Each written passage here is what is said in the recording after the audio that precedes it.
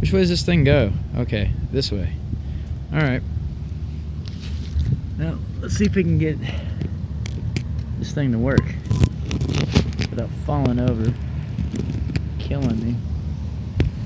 I don't have my stand, so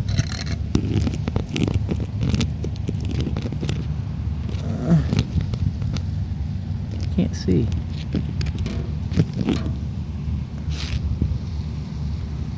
Well, anyhow, we'll play it by ear.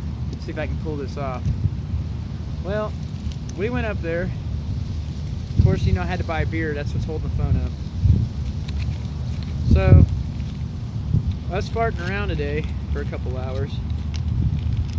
I got 480 in cans. Remember, we just did that little 20-minute thing outside of town. So I got 480 for that, and then we made 580. No, it was 540. We made 480 and 540. So what was that, 9, 10, 20? Okay, something like that. I'm sure somebody will correct me on my math. So here we go. 1, 2, 3, 4. So for an hour, let's see, what was it, 40 minutes? Was it 40 minutes to get the other one, because we had to walk a little bit further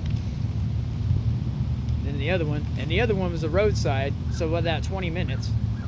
Now if I'd done 2 or 3 of those today, so basically you're looking at 480 to fill both buckets up, because that was actually really close to dry weight. You know, the cans were clean, so you're looking at, yeah, about, you know, depending on, you're looking at about $4.50 to $5 for both of these buckets to be filled up. So then you just, it doesn't weigh much. It was like 8-9 pounds. So I mean, you could do that if you're just farting around and you live close to the recycling center. So there you go. Once again, as you can see, yes, we can. No can left behind, right? So there you go. That's our take for the day. Thanks to the good old dumpster bike and the I think my whole investment in the bucket thing was $4 for the buckets. I mean, I think I got them at Lowe's. But yeah, there you go. So anyhow, that brings our little adventure to a close for the day. It's Friday, and supposedly it's Halloween's coming up, and I saw some guy walking down the street looking like a Ghostbuster guy or something, and he's all telling me how great my costume is, and I'm sort of going, not wearing a costume, I don't do that anymore. But I'll post one of the photos from the old school when I actually used to. I mean, that was that 10, 15 years ago? Damn, I feel old. Anyhow, I'll see y'all later. Thanks for joining me for the casual episode of the casual mapping and scrapping No Can Left Behind program that we've been doing for the last year and a half now. I've been getting pretty good at it. But I wanted to kind of point out to you, I think we've actually collected, well, I've actually collected, but I had to, you know, have people helping me. You know, I take it to the recycling center, and we provide jobs. You know, that was the other thing. We really need to start working on, hey, I wonder how many jobs I just provided by, you know, turning in this minuscule amount of scrap, even though I've turned in, what was it, last year and a half, almost 60,000 pounds of aluminum. I think it was 68,000 last time I counted. Yeah, that's a year and a half. 68,000 pounds. And we're not just talking about aluminum cans. Recently I've just been doing nothing but straight cans. When I first got here, it was road scrap. I mean, I was doing 4 duffel bags of cans a day, and at least 40 to 50 pounds of scrap metal a day. And I wasn't doing just regular, at first I was doing regular metal, which is the magnetic, you know, they call that ferrous, because, you know, it's got stuff in it, I guess, that's flammable. And non-ferrous, which is, remember we did the ferrous and non-ferrous thing. Magnet sticks, magnet does not stick. Remember that?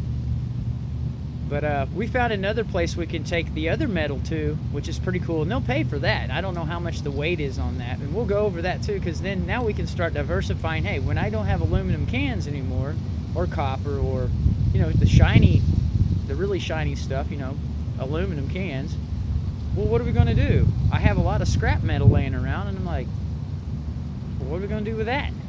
So we'll start working on that too. We'll diversify. When we get bored or we run out of aluminum, we can either A, move, go somewhere else, like we did the Jeff City mapping and scrapping episode, the Ashland, Hartsburg one. There's some other areas down there. I'm going to show you, I'll put it on the video, where the map's at, where the local recycling centers are, and we'll actually go there and see if they are, they function, they exist. There's a lot of times you'll see numbers and addresses on the internet or in the phone book, and it's like, the place ain't even here. Why waste your time? That's why people go broke too. It's a waste of time. The information's no good. And so what I thought I would do is I would waste your time. Realistically, I'd actually be the guy that wastes your time and go down there and check it out, see if they exist. What's the whole process? Is it difficult? Do I need an ID, a social security card, a thumbprint, a CAT scan, a DNA sample? What do they call that? A swab or something? Anyway, but that was the whole point. So when we get on with it, we'll get more into this, because it's kind of like something I am a smith. Smiths are synonymous with metallurgy, but I just got stuck in that. But originally I was wanting to be an engineer, and then I got into heavy equipment repair, and I grew up on a farm, and a lot of my family are into manufacturing, and I just, for a while there, I decided to be a musician or a scientist. They don't really provide anything. And then I got into farming and carpentry. That was pretty cool. But then after a while I started seeing what we're doing. I seen a need for it, so I thought I would just walk around and pick the place up.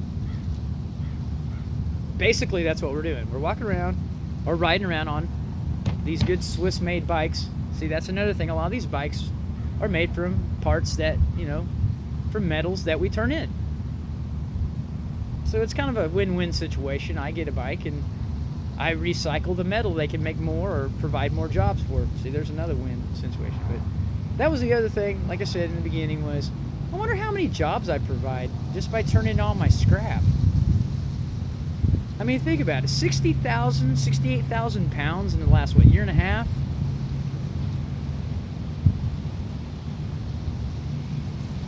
That provides the material for a lot of jobs. So, you need to have, you have to have supplies and materials to fabricate and manufacture things. Hopefully good things, I'm not really wanting them to make cop cars, because I don't like cops, and I don't like cop cars, and I don't like the weapons that they use on me. So I'm hoping they're not going to use it for evil. That would be kind of stupid. You make a monster and it turns on you. That's not what we're trying to do. But anyhow, yeah, just videoing this, just some ideas I thought I'd throw out there. But that's what our take was for today. Even though it was minuscule, I'm used to making 20 to 50, every couple of days on that.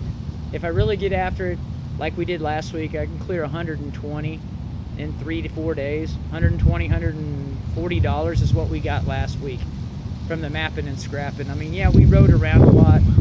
I think we put Jefferson City is 30. For my house is 35, so 70 there and back. Plus we rode several miles back to the location when we got to Jeff City, back and forth. So and plus we walked. We got to walk to pick the cans up. So yeah, you're looking at several hundred miles last week, and I'm pooped, so I'm just kind of farting around on the bike. But anyhow, yeah, I thought I'd just throw it out there. Divvy up is what we call it. We'll call this segment of when we do mapping and scrapping, or no can left behind. We'll just call it the divvy up portion. The divvy up is, what did you get at the end of the day, or the end of the mission? You have a purpose, you go and do it. What was the take? The intention and the what was the payoff? So the payoff today is we made $11. I got a beer. Well, I got 2 beers out of it, plus the one I just bought. And then we still have $10 basically to fart around on, which is we're going to sit on hopefully until Monday, and we'll go and try to make another $10, $20, and then we're going to go and try some other stuff in the same little, you know, genre of what we're doing. But I've been looking on the map, me mapping and scrapping, and we're going to have to post the mapping, of course. I haven't done that, and show you the numbers and all that. I don't think that's necessary, but I'll do it anyway just for posterity. How much did I get? How long did it take me to get that? And how many miles or how many cans? It's averaging out, actually, a can every 8 foot. Every 8 foot I walk is a can. So how many feet do I have to walk to get a pound? Well, how many cans are in a pound? Depends on what kind they are. Anyhow, I'll see you guys later. So, don't eat too much candy corn. Happy Halloween.